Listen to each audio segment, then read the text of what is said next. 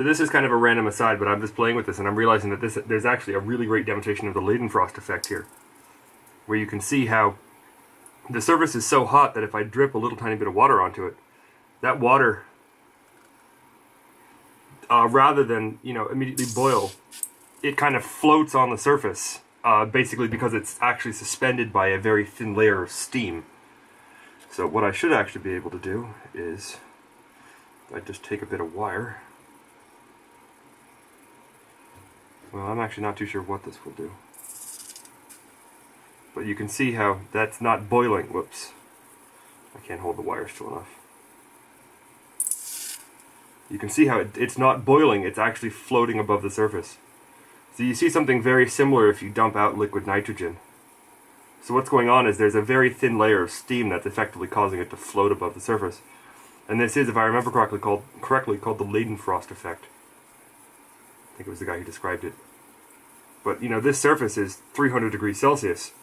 So the fact that the water is just floating there is really cool. Anyways, it looks like it's up to temperature. I was wanting to do this at about 290 degrees. Oh, hey, the thermometer just kicked out too. Cool. So, there's a few issues with these boards. For one, you can probably tell I forgot some of the... Oops. Like, I don't have the 1206 caps because I'm stupid. But, yeah, wow, isn't that cool? The stenciling was also a little messier on this board than the other ones. I'm going to have to manually... I also had the wrong LEDs. I'm going to have to manually rework those LEDs. Possibly I can just kind of go... Nah, I can't really nudge them into the position I want. Anyway, so that was extremely fast and extremely easy. And I'm putting these on paper towels so they don't burn my table. So, get off my headphones so I can talk. So this is one of the ones where I ordered all the parts for two different boards kind of in one order, and I didn't remember all of them quite correctly. So this one has obviously just a cheapo. So it's just reverse bias protection. It's not really technically needed, but it's just a 1N4007 actually, because those are the through-hole diodes I had on hand. So I'm just waiting for that to reflow at this point. Looks like I need to nudge the chip a little bit. Where's my hook? Wait, that's one. Okay, that one's going to take some rework. Wasn't quite as careful with the stencil on this board as I was with some of the earlier ones. Boy. This paste smells very just... Okay, just kicked back on. Actually, I don't want you on your already at 300 degrees.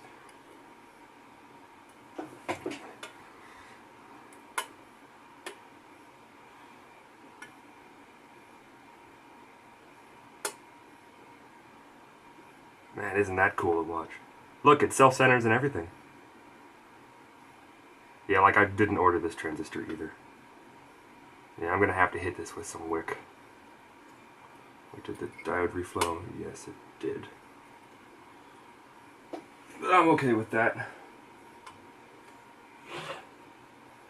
This is kind of a side project. This is just a general purpose node to operate on the same network as the power plug. See, you're still sitting at 315C, which is probably a bit cooler than it really needs to be, but what the hell. That one is off by an entire pad width. There we are. Looks to be pretty on spot. I'll let it just be a little more. It's interesting, I have to hold the board down onto the plate for a short period of time before it really... Can't tell, is that flux or solder? I think it's just flux. I have a microscope, it's just not really accessible. Let's see if I can't do something about this diode. Yeah, I can make those diodes work, but I'll have to do some cleverness with the soldering iron.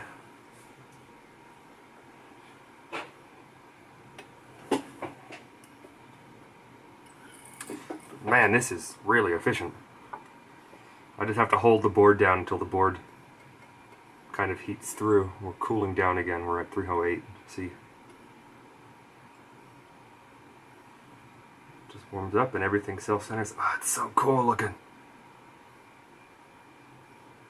Kind of see the flux boiling a little bit. Oh, heat just kicked back on.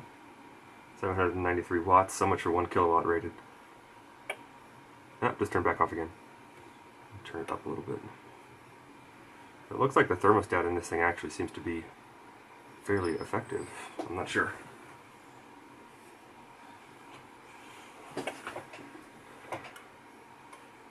Oh, these boards are all tacoing. So some of this stuff I'll just, order online, just plop it down, squirt some flux on the pads, and then just heat it up again and the part should reflow fine. Like that transistor down there, Q1. I don't feel particularly clever about forgetting that, but the chip is the big pain in the ass bit to solder. Right. There we are. And so the diode has reflowed. Yes. This thing actually seems to be regulating pretty well. Okay. It's kind of bouncing on and off. Right now it's at 301. Turn it up just a touch. That's weird considering the thermostat is basically just in the same box.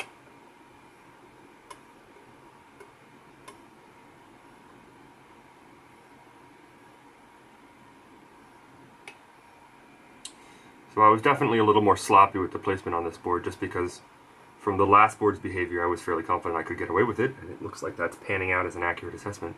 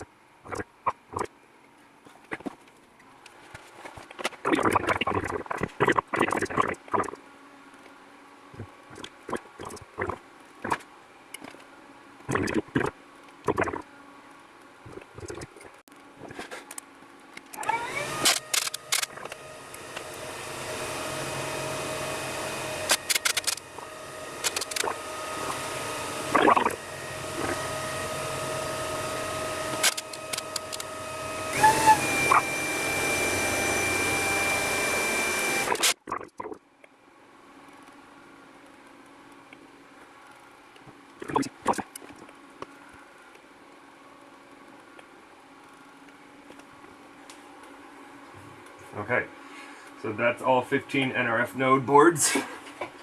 Let's migrate on to the actual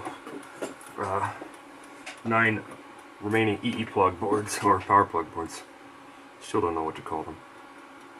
This one has a copper pour on the bottom, so it tacos a lot more violently than the other one.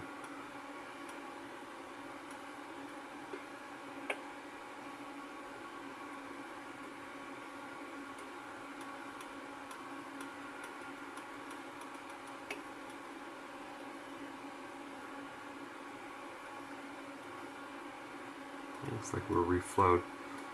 I'm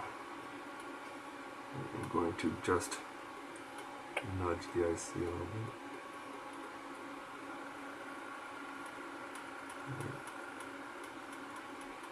Looks good to me. Man, it's amazing how much bad placement is just utterly fixed by, or sloppy placement is completely fixed by just reflow. Alright, I think we're good. These are also hassle, I can tell, because the solder on the pads was liquefying. Let's look at the inductors this time. See if they do any self-centering. I don't think they will, they're too big.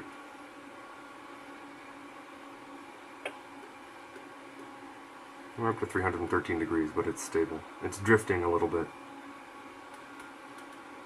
Look at the IC move. It's so cool. So one thing to note is I wasn't sure if I was going to go for through-hole or surface mount inductors on here, so there's little there's through-hole pads on each of the surface mount inductor pads as well. There's through-holes there, which I was a little bit worried would cause solder thieving issues, but I figured since it's a small run and I'm going to be hand assembling them, I can always just add more solder. It looks like it hasn't been a problem.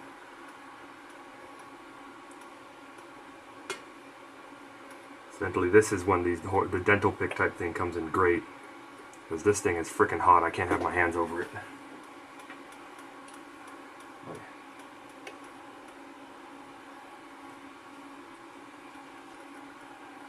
Let me tear out some more paper towel to put on this table so that I don't burn the table. There's a problem. So I'm pulling these boards off of here and plonking them down on just a plastic table. I actually bought it at what is it? It's Costco. The issue is if I just put them right on the table, they will just go ahead and melt into the table. So I put some paper towels down, and the paper towel just kind of burns a little bit.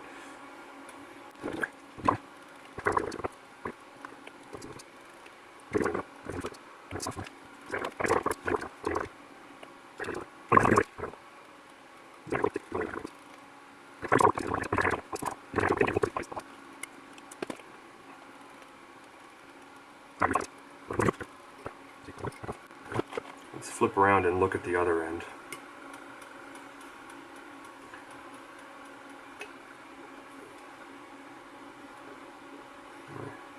Aside from that horribly placed R25, it's decent.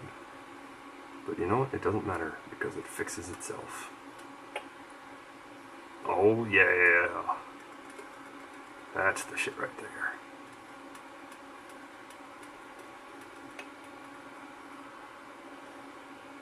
Oops. Ah. The inductors are good, so we are good to go. I just push up.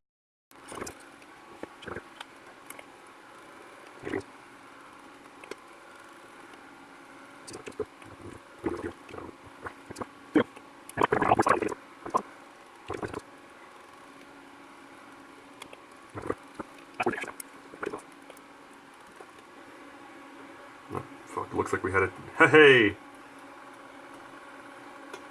It's my first tombstone. And that's how you fix it. Well, that was easy.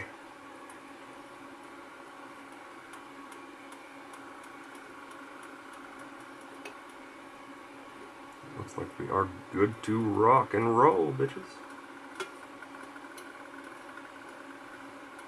Oh, fuck, I just displaced R28. Didn't I? Just a little bit. Alright. Done.